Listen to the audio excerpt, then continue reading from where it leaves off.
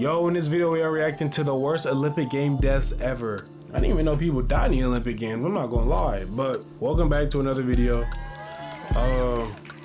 Yeah, I didn't think people died in the Olympics, or maybe I knew, like, it just never crossed my mind that they died. Cause I mean, I would think a lot more people died swimming and maybe high jump, like pole vaulting. I mean, what else would they die from?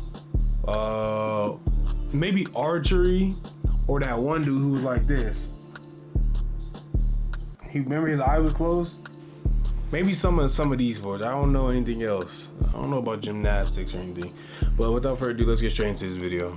She been command me. 1912 Stockholm Olympics. On July 14th, 1912, Portuguese marathon runner Hey, that's my birthday. Lázaro lined up in Stockholm for what would become the deadliest marathon in Olympic history. The 21-year-old carpenter from Porto had trained in Portugal's moderate climate. At 1:45 p.m., temperatures reached 90 degrees Fahrenheit with oppressive humidity, making the 26-mile course a furnace of asphalt and dust. Before the race, Lázaro made a fatal decision. To protect himself from sunburn, he covered his entire body with a thick layer of beef fat and wax, creating what he believed would be protective coating. He cooked himself alive? Against the sun's rays. Instead, he had sealed his skin in a waterproof barrier that would prevent his body from cooling through perspiration. As the 69 runners began the marathon, Lázaro started conservatively, running alongside competitors from Sweden, Finland, and South Africa.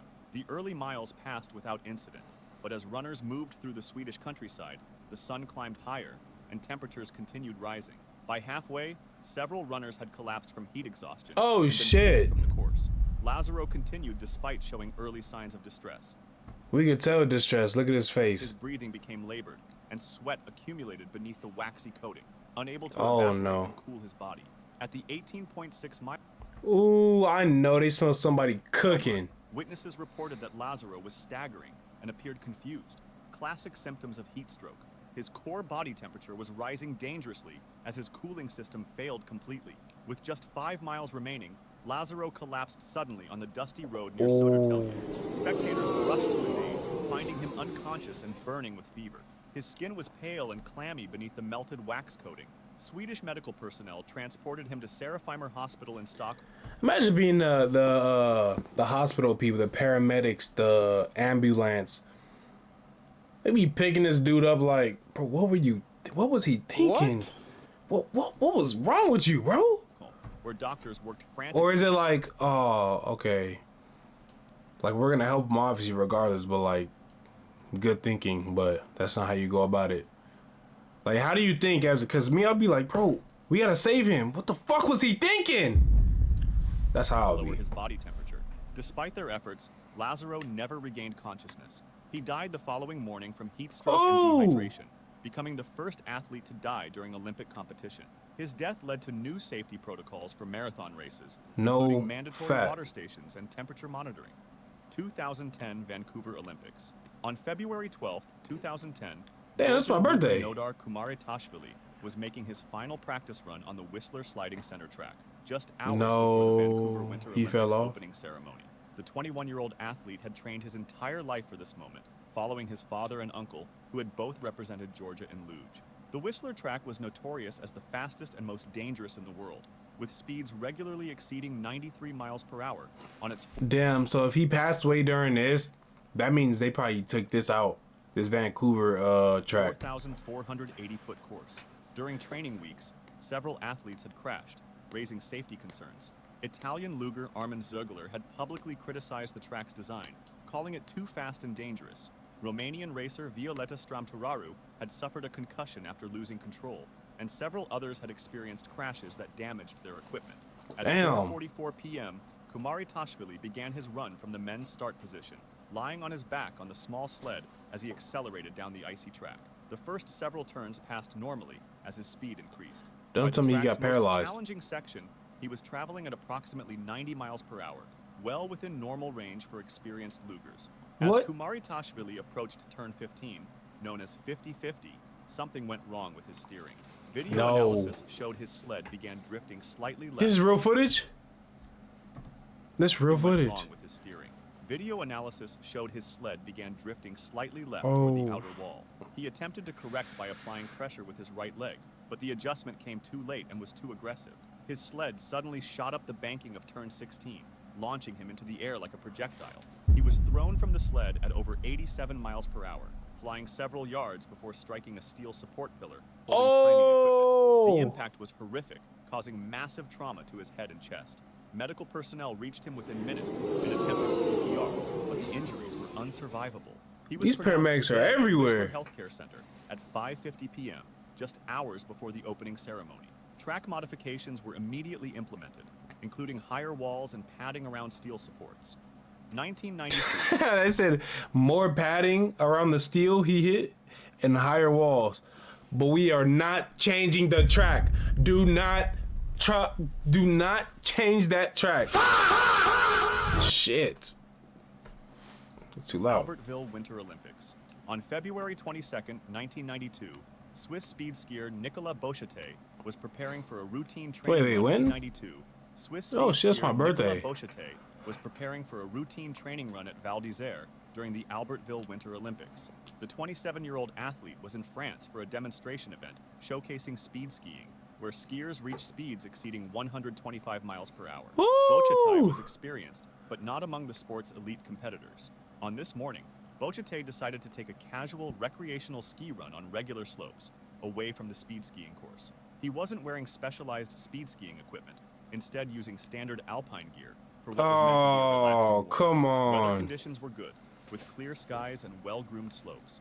At approximately Avalanche? 10:30 a.m., Beaucheté was skiing down an intermediate slope when he encountered an unexpected obstacle. A Snowplow? grooming machine was working on the slope to maintain snow conditions. These massive vehicles, weighing several tons with powerful engines and wide tracks, are commonly used to prepare and maintain slopes. What happened next remains partially unclear, but witnesses reported that Beaucheté appeared to lose control or misjudge his line as he approached the grooming machine. Whether due to momentary lapse in concentration, equipment malfunction, or miscalculation, he was unable to avoid the massive vehicle. At his traveling speed, even on an intermediate slope, there was no time for evasive maneuvers once he realized the danger. Beaucheté collided with the rear of the snow grooming machine with tremendous force. The rear? Suffering That's the back? massive traumatic injuries that proved immediately fatal. The impact was so severe that survival was impossible, despite immediate These paramedics are everywhere. I would have tried to come down and skate this ramp right here.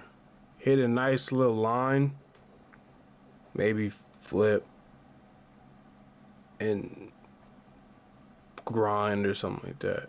Or just simply just come up and just go away. time for evasive maneuvers. That's what I would have did. His death sent shockwaves through the Olympic community and Damn. speed skiing world, leading to increased safety protocols for demonstration events and stricter guidelines for athlete and resort operations interaction during Olympic Games. 1960 Rome Olympics.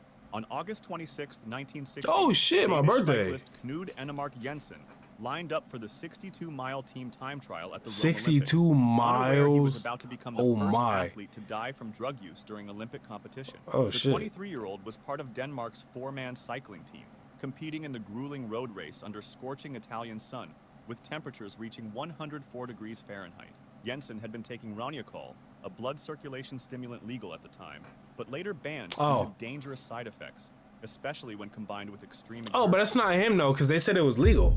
If it was legal at first and it was regular, and then after it became banned because of, it's fine. It's not illegal. We can't speak about him in a legal light then. heat. The medication was commonly used by endurance. It's like right now us saying. It's like right now us saying, I don't know, we all drinking Gatorade, and then in 15 years we're like, they're talking about all of us during 2025, and they're like, yeah, they were all on illegal substances, Gatorade. It's not legal. It wasn't illegal. Athletes who believed it improved performance by increasing blood flow, but its effects in hot conditions were poorly understood. At 2 p.m., the Danish team began racing from Term de Caracalla, with Jensen taking his turn at the front as they battled aggressive heat and the challenging course through Roman countryside. The team time trial required all 4 cyclists to work together, maintaining high speeds throughout the 62-mile distance. For the first hour, Jensen appeared to handle conditions well, rotating through the pace line and maintaining the rapid tempo necessary for Olympic competition. However, as the race progressed and afternoon heat intensified, Jensen began showing distress that teammates initially attributed to normal racing fatigue. His pedaling became less smooth, and he struggled to maintain position during his front turns. By the 54-mile mark, with just 8 miles remaining, Jensen was clearly in trouble. His teammates noticed he was weaving slightly and seemed disoriented, but encouraged him to continue rather than recognizing developing medical emergency signs. Damn! With 5 miles remaining, Jensen suddenly collapsed while riding, falling from his bicycle onto hot asphalt. His teammates and race officials immediately stopped to assist, Oh, new finding him paramedic. unconscious with severe heat stroke signs. His body temperature was dangerously high, breathing labored and irregular. Italian medical personnel transported Jensen to a Rome hospital, where doctors worked to lower his body temperature and stabilize his condition. Despite And their some about biking too. Biking is something serious. What? Biking is something serious. Like, I'm not talking about get on your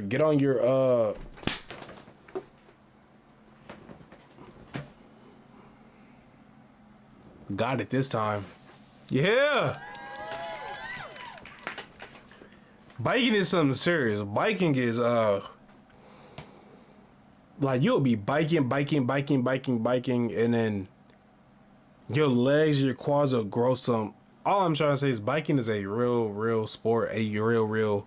You get really hot, really worked up. So I feel like they didn't really know. They thought he was just tired. Cause you can go through a lot while trying to bike. I'm not talking about get on your mongoose and ha. I'm talking about one of these, and your back is like this, and you're just pedaling like this.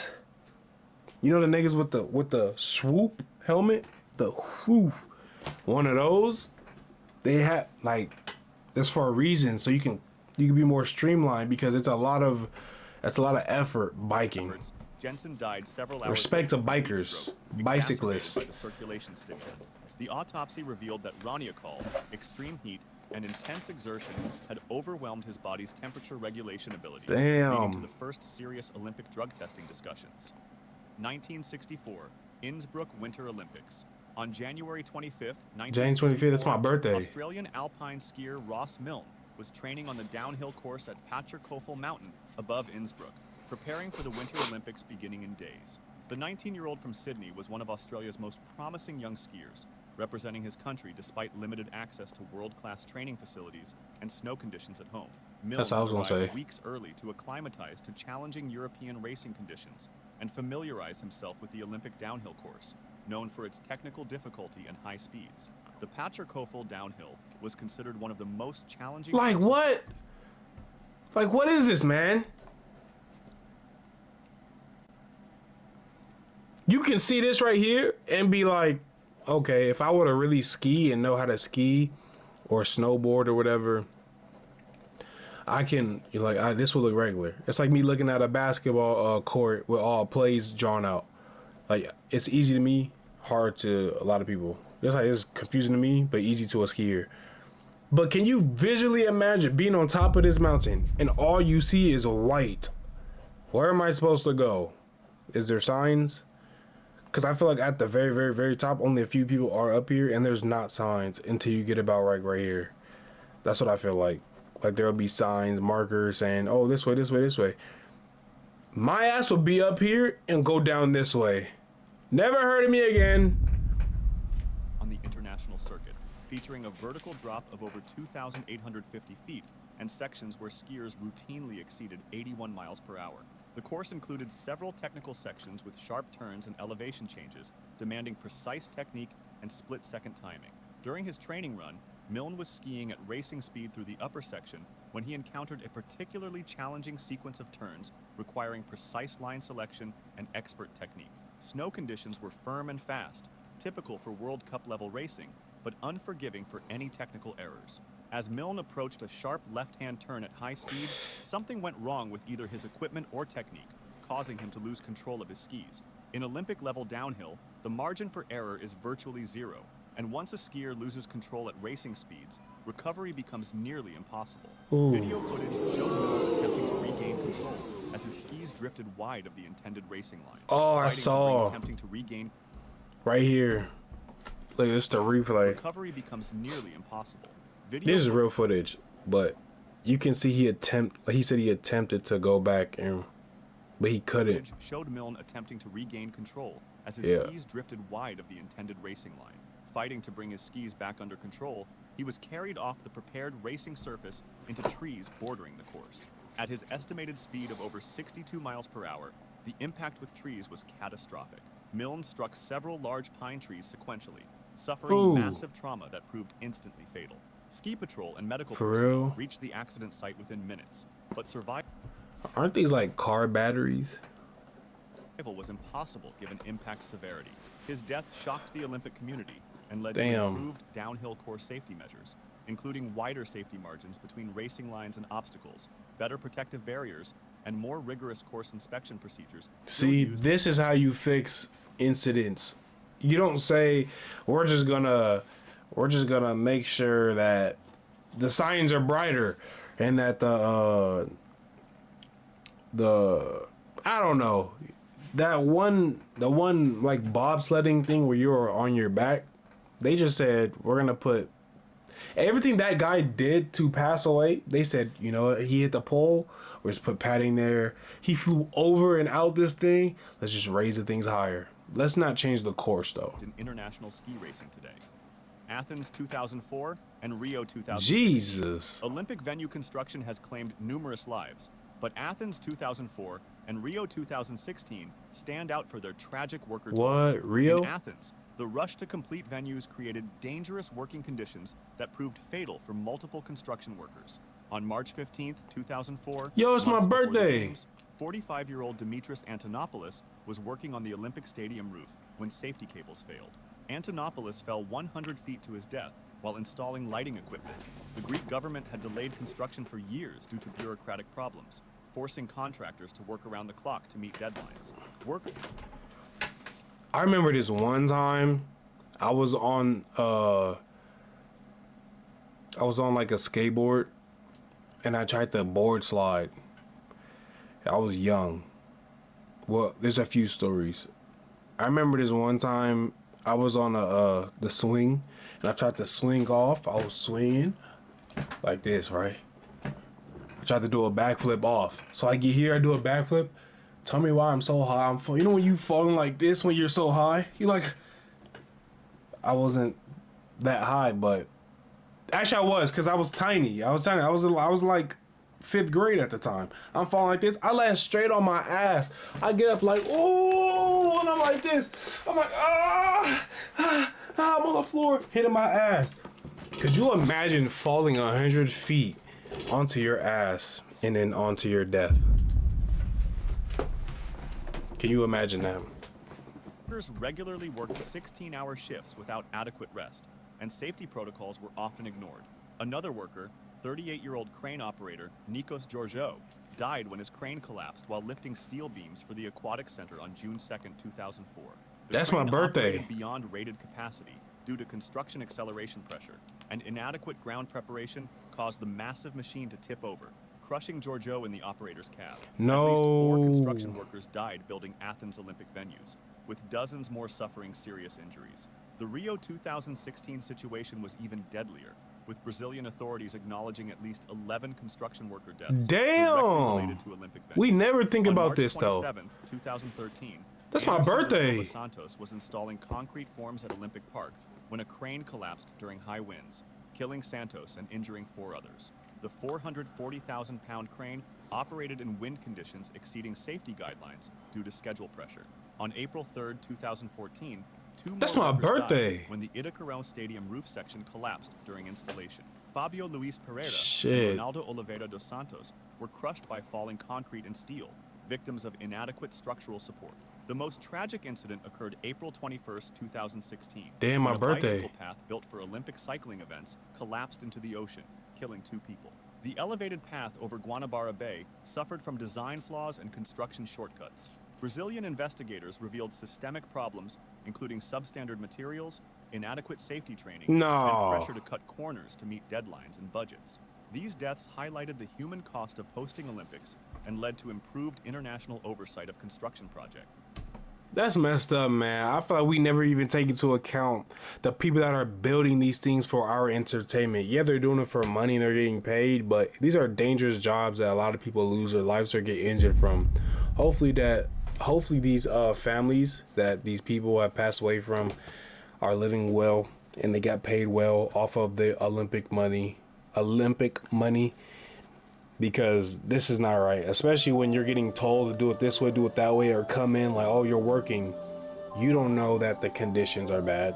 You don't know what the wind speeds for your crane machine. You just know you're on a crane. You know what I mean? So it's not fair at all. But without further ado, I gotta end the video right about there. Appreciate you guys for watching. Like, comment, share, subscribe. Let me know what y'all want to see in the future. See y'all in the next one. I'm out.